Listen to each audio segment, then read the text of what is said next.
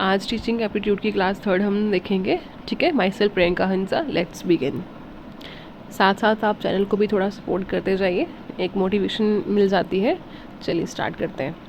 आज का जो हमारा एजेंडा है वो हम करेंगे प्रिंसिपल्स ऑफ टीचिंग एंड थोड़े से MCQ देखेंगे और PYQs देखेंगे फ्रॉम द टॉपिक। ठीक है, अभी प्रिंसिपल्स देख लेते हैं हम। ठीक है, अब प्रिंसिपल्स क्या एम्फेसाइज करते हैं? स्टूडेंट की इंगेजमेंट, कि हमारा स्टूडेंट जो है वो कितना टीचर और स्टूडेंट के बीच में कितना इंगेजमेंट है, वो कितना बच्चे जो है वो कितना अंडरस्टैंड कर पा रहे हैं टॉपिक को, टीचर कितना अंडरस्टैंड करवा पा रहा है बच्चों को। ठीक है, और प्रिंसिपल्स में हम देखेंगे कि क्या क्या इंडिविजुअल की जो है वो नीड्स होती हैं, डिफरेंट इंडिविजुअल की क्या क्या नीड्स होंगी, वो सारे हम इस प्रिंसिपल्स में हम देखेंगे। फर्स्ट प्रिंसिपल हम स्टार्ट करेंगे, principle of motivation. So this principle start creating curiosity among students is a की टू लर्निंग न्यू थिंग्स।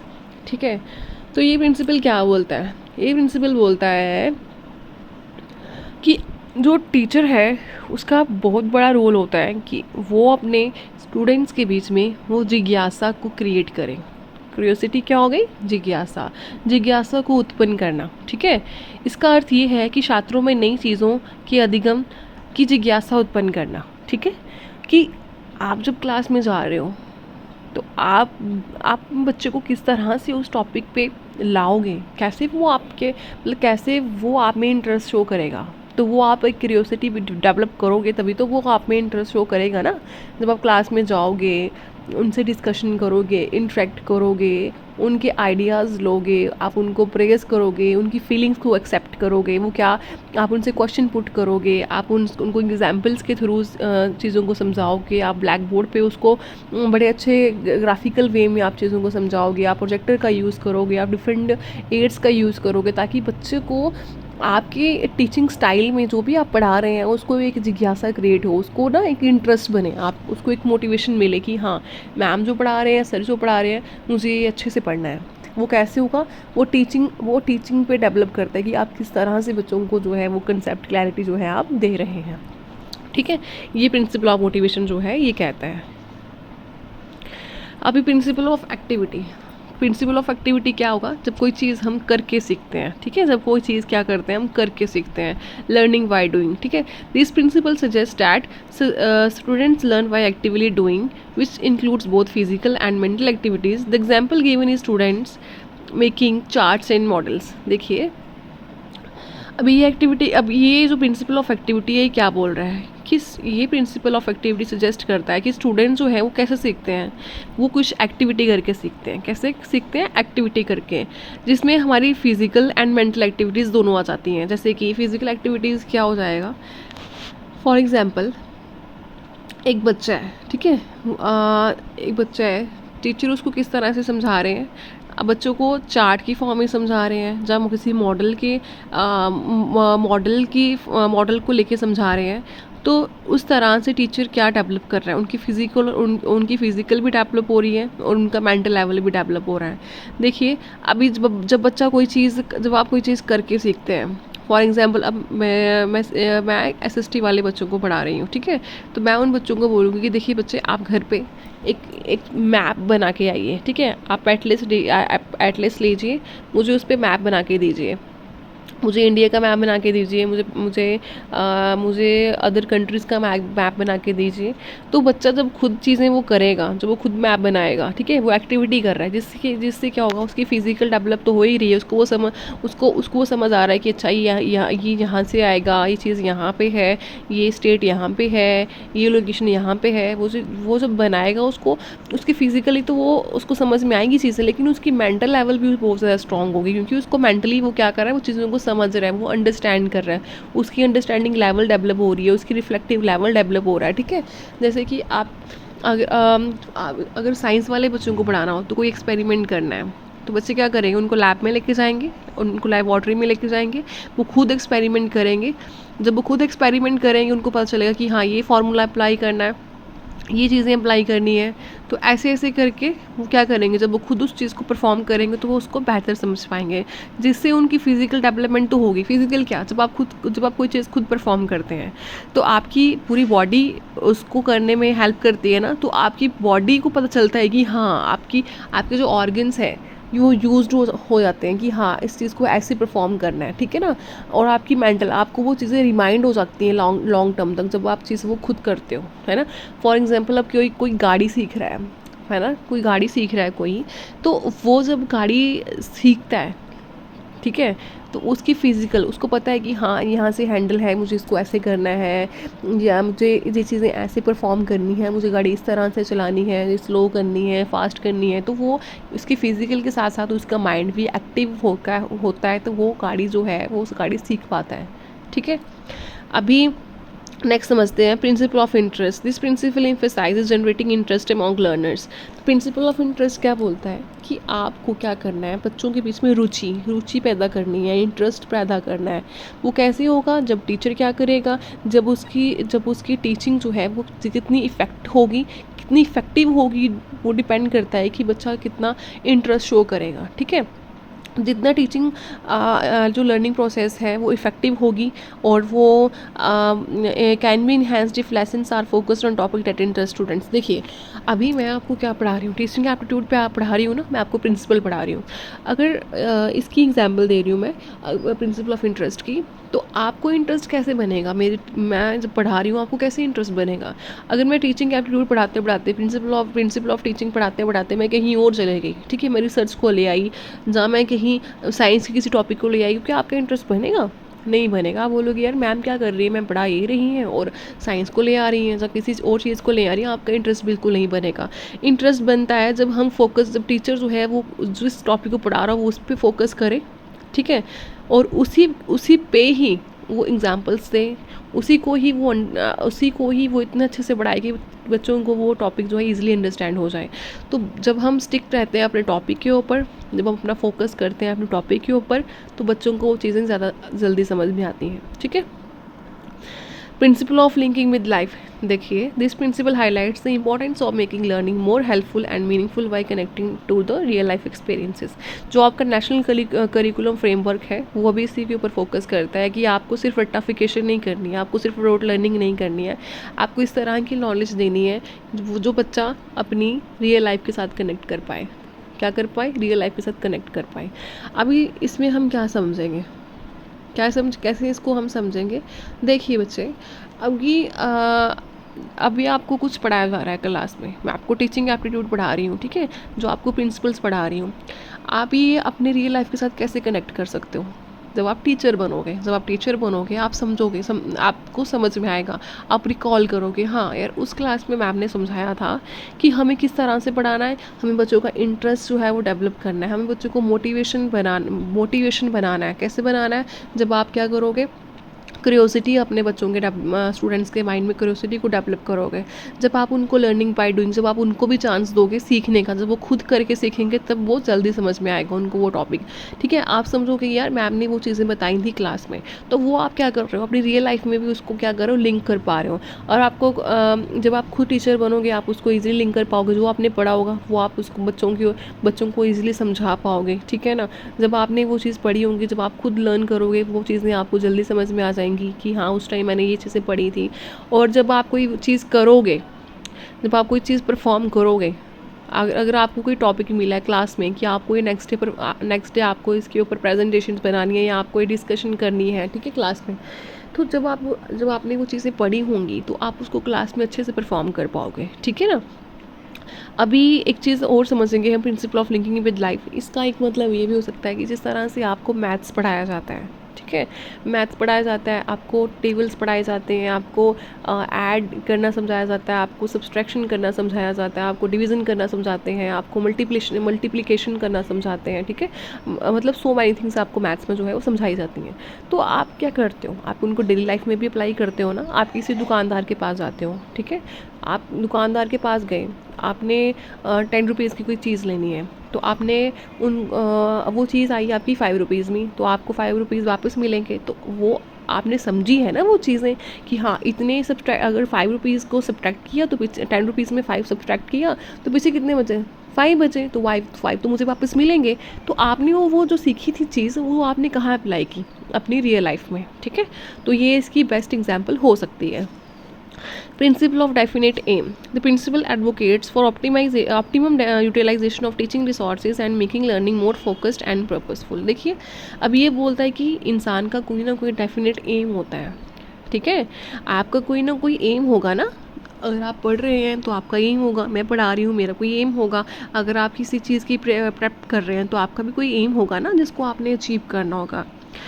तो principle advocates for optimal utilisation of teaching resources, तो ये क्या बोलता है कि हमें जो टीचिंग रिसोर्सेज हैं उनको ऑप्टिमल यूटिलाइजेशन करना है, मतलब उनको हमने बड़ा पॉजिटिवली हमने उन चीज़ों को यूज़ करना है, ठीक है। उनको बहुत अच्छे तरीके से हमने उनको जो है वो क्या करना है, यूज़ करना है प्रॉपरली।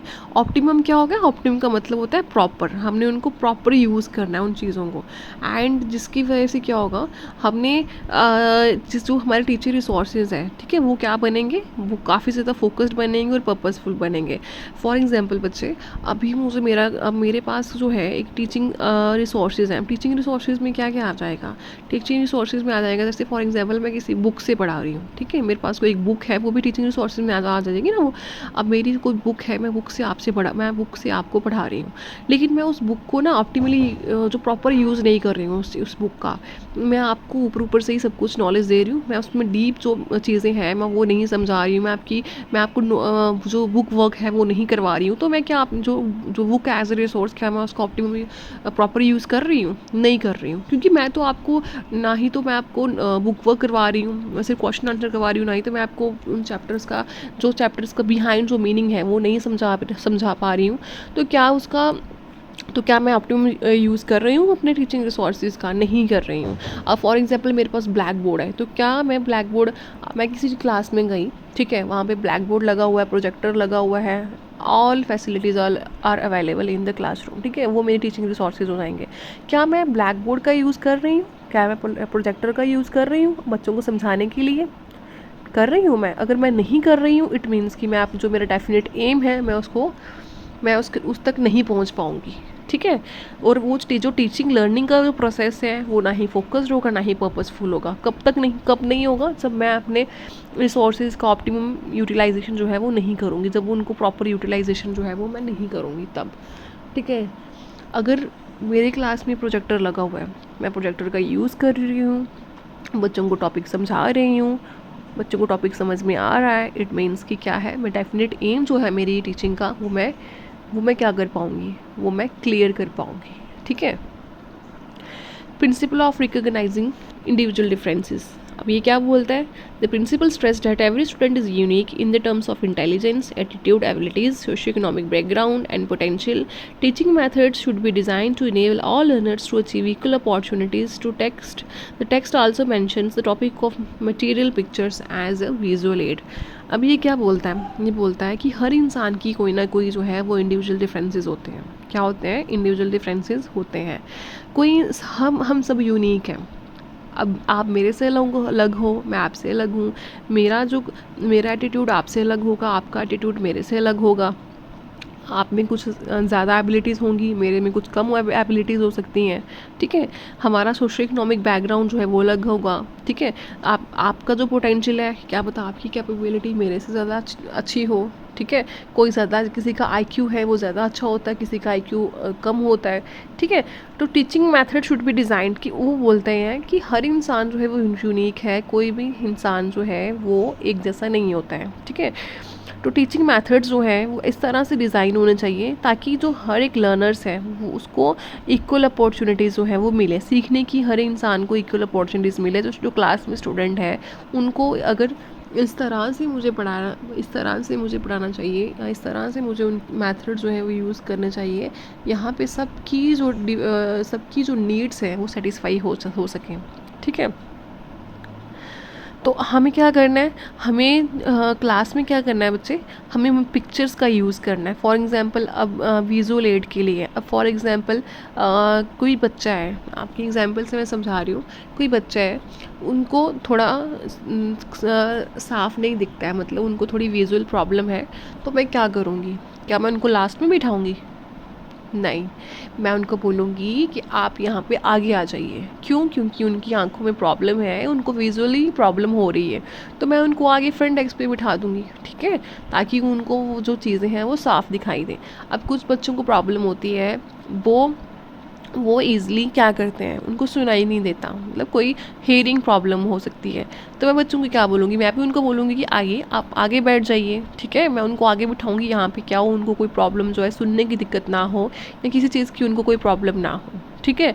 इस तरह से हम क्या कर सकते हैं, क्लास में जो भी हमारी कोई जो इंडिविजुअल डिफरेंसेस हैं उनको हम क्या कर सकते हैं, रिकॉग्नाइज़ कर सकते हैं, ठीक है? अब अगर कोई बच्चा है जिसको काफ़ी ज़्यादा स्ट्रेस हो जाता है क्लास में, वो क्लास में टीचर से पूछ नहीं पाता है, ठीक है?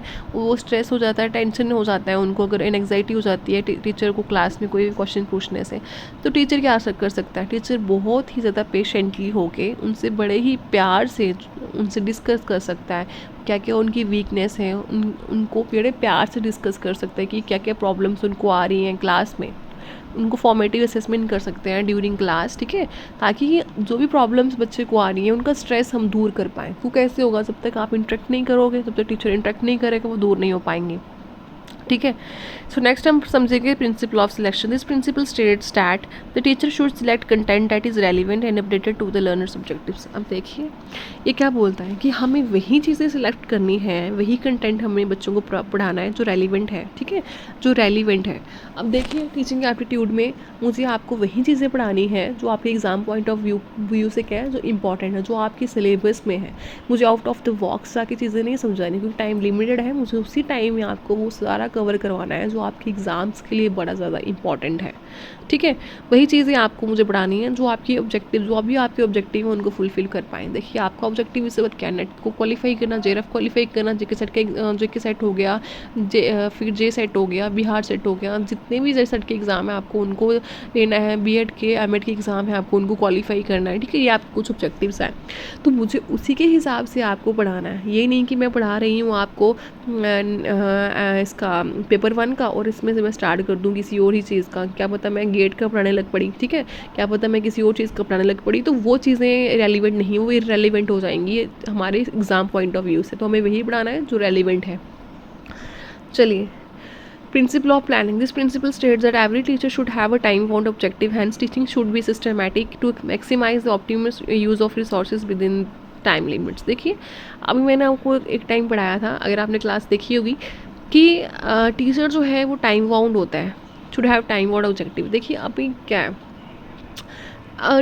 हमें हमेशा ही टीचर को क्लास से जाने से पहले चीज़ों को प्लान करना चाहिए। अब मैं आपको पढ़ा रही हूँ, मैंने पीपीटी का पहले प्लान किया था कि आज मुझे क्या पढ़ाना है, कल मुझे क्या पढ़ाना है, ये मैं पूरा प्लान करके चल रही हूँ कि इस टाइम पे मुझे अपना सिलेबस जो है वो कवर करना ही करना है, ठीक है? तो वैसे ही टीचिंग क्या होती है, वही प्लानिंग एक प्लान्ड वे में होती है। ऐसे नहीं कि उठ के गई तो कुछ भी पढ़ा दिया, कल गई तो कुछ भी पढ़ा दिया, नहीं। टीचिंग हमेशा एक सिस्टमेटिक होती है, हमेशा प्लान्ड वे में होती है, ठीक है? ताकि प्रॉपर यूज़ हो रिसोर्सेज का with in the time limits, ठीक है? अगर हमने एक प्लान किया होगा, सिस्टमेटिकली हम चलेंगे, तभी तो हम रिसोर्सेज का प्रॉपर यूज़ कर पाएंगे ना। ऐसे तो कुछ कर ही नहीं पाएंगे। अगर मैंने प्लान नहीं किया होगा तो मैं क्लास में जाके क्या करूँगी, मैं कुछ भी पूछने लग पड़ूंगी, कुछ भी पढ़ाने लग पड़ूंगी, चलिए आज ये वाला चैप्टर स्टार्ट करते हैं, क्योंकि मैंने प्लान ही नहीं किया है ना, तो मैं कुछ भी पढ़ाने लग पड़ूंगी। लेकिन अगर मैंने प्लान किया है तो मैं क्या करूँगी, within the time limit ही चीज़ों को क्या करूँगी, कवर करवा दूँगी। यहाँ पे बच्चों का टाइम भी वेस्ट नहीं होगा और टीचर का टाइम भी वेस्ट नहीं होगा, और हम स्टिक टू द पॉइंट रहेंगे।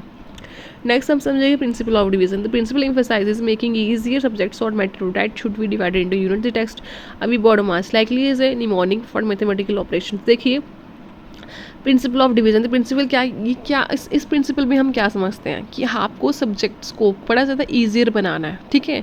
आपको और इनको ना यूनिट्स में डिवाइड करना, यूनिट्स को सब यूनिट्स में डिवाइड कर दिया, ठीक है? सभी यूनिट्स में हमने क्या कर दिया, सभी यूनिट्स को हमने शॉर्ट टॉपिक्स में डिवाइड कर दिया। इस तरह से हमने पढ़ाना है। ये नहीं कि एक चैप्टर है तो एक दिन में ही कवर करवा दिया और बच्चे को चाहे समझ आए या ना आए। बड़े सारे स्कूल्स में ऐसे होता है कि जब एग्ज़ाम्स पास आने वाले होते हैं, टीचर क्या करते हैं, टीचर एक दिन में ही सारा चैप्टर कवर करवा देते हैं, चलो जी हमारा काम खत्म, अब आपको वो चीज़ें समझ में आए या ना आए, ये हमारी सरदर्दी नहीं है। वो टीचिंग हुई क्या, वो टीचिंग हुई ही नहीं, वो इंडोक्ट्रिनेशन हुआ कि आपने इम्पोज कर दिया, ठीक है, आपने उन पे थोप दिया, अब उनको समझ आए ना आए तो वो उनको कभी समझ में आएगा ही नहीं, टॉपिक कभी भी नहीं आएगा, वो उन पर कन्फ्यूज़न ही रहेगी उनको। तो अगर आपको अगर आपने प्लान किया, एक टाइम बाउंड रखा है और आपने उसको डिवीज़न करके चल रहे हो कि आज ये यूनिट पढ़ाना है, कल ये सब, ये यूनिट के इतने सब यूनिट्स में डिवाइड करना है, तो आप आज मुझे ये सब यूनिट्स कवर करवाना है, कल मैं ये करवाऊँगी, तभी तो आप अपने जो ऑब्जेक्टिव है उसको क्लियर कर पाओगे ना, उसको अचीव कर पाओगे ना। ठीक है, तो यही। नेक्स्ट समझते हैं principle of revision. This principle highlights the importance of regular revision to make learning last longer and to ensure that acquired knowledge is firmly embedded. तो ये प्रिंसिपल क्या करता है, importance of regular revision, importance of regular revision to make learning last stronger. तो ये principle क्या denote करता है, ये प्रिंसिपल हमें ये बताता है कि आपको क्या करना है, रेगुलर रिवीजन करते जाना है। ठीक है, ताकि जो आपकी लर्निंग है वो आपको ज़्यादा टाइम तक याद रहे आपको। ठीक है, अब देखिए, अब आज मैंने आपको ये टॉपिक पढ़ाया, आपने इसको आज देख लिया, आपने अपने नोट्स प्रिपेयर कर लिए, आपने फिर इसको 1 महीने बाद देखा, क्या आपको वो चीज़ याद रहेगी? वो आपकी शॉर्ट टर्म मेमोरी में चले जाएगी, इमीडिएट मेमोरी में चले जाएगी, लेकिन आपकी लॉन्ग टर्म मेमोरी में नहीं जाएगी। लॉन्ग टर्म मेमोरी में उस चीज़ को ले जाने के लिए आपको उसको बार बार रिवाइज़ करना पड़ेगा। ठीक है, तभी वो आपको आपकी मेमोरी में लॉन्ग टर्म तक चलेगी। तो वो कैसे चलेगी, जब आप चीज़ों को रिवाइज़ करेंगे, टॉपिक को बार बार रिवाइज़ करेंगे। ठीक है, उसके बाद हम पढ़ेंगे principle of creation and recreation. The principle states that creation and recreation are necessary to make the classroom environment creative